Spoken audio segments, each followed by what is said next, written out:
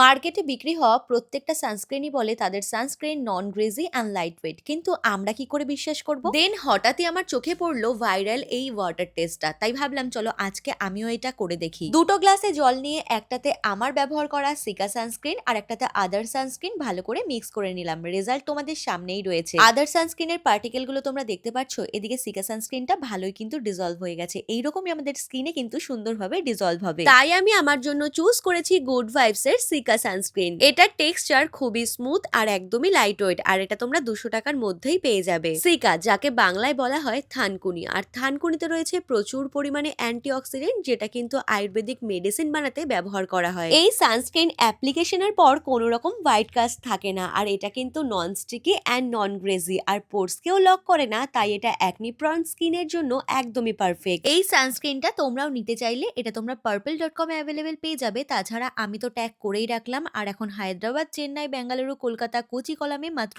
2 ঘন্টার মধ্যে ডেলিভারি হয়ে যাবে। বাই।